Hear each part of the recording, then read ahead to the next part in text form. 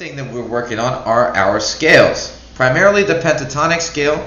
You remember 5, 8, 5, 7. Right? So the best way to practice this is either with a metronome or what we've talked about, a backing track.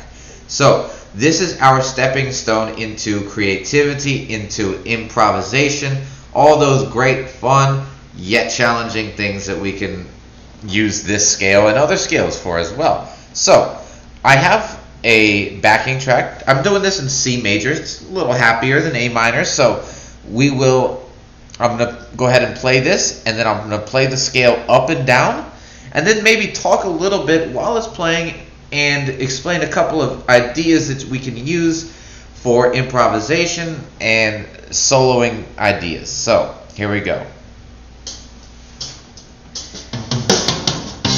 So my chords here are C, A minor, and F, and then we have G. Okay, so I'm just going to go and play in eighth notes.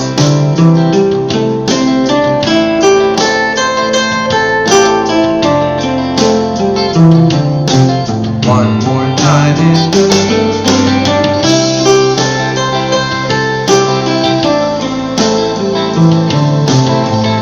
So now, one thing we can do is we can add sequences. We've talked about it, groups of 3.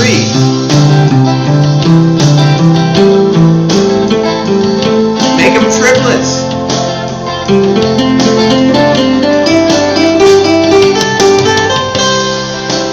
Right, groups of 4.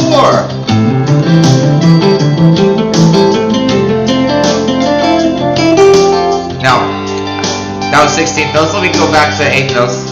2, 3, and. Alright.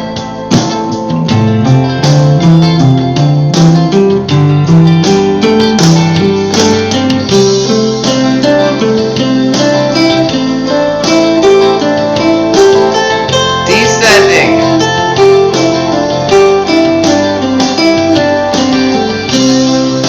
Okay, so now, those are just a couple of ideas. One thing that makes a good, coherent guitar solo are melodic ideas we call motifs. So,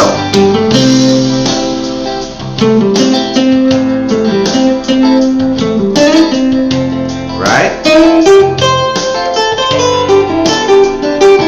Groups of 4 there, right?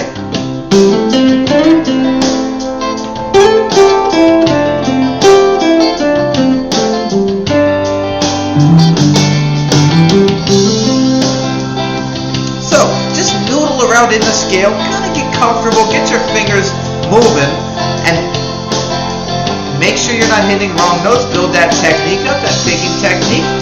Ideally, we want to start focusing on alternate picking. String down, up, down, up, down, up, down, up, down, up, down, up, down. Alright? Let me pause this for a second.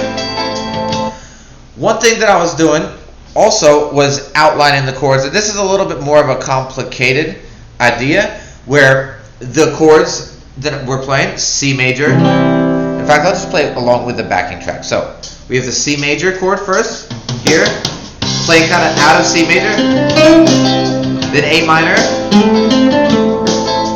then F, then G,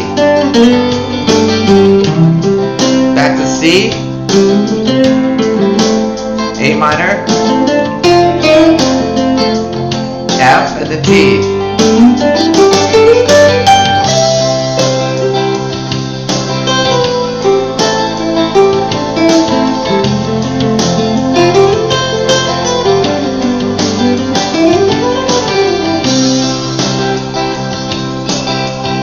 I was kind of messing around there at the end. So basically what I was doing was I was combining our 5 patterns of pentatonic scales, right? So we want to learn all 5 patterns, and then we want to forget about patterns, generally speaking, and just play.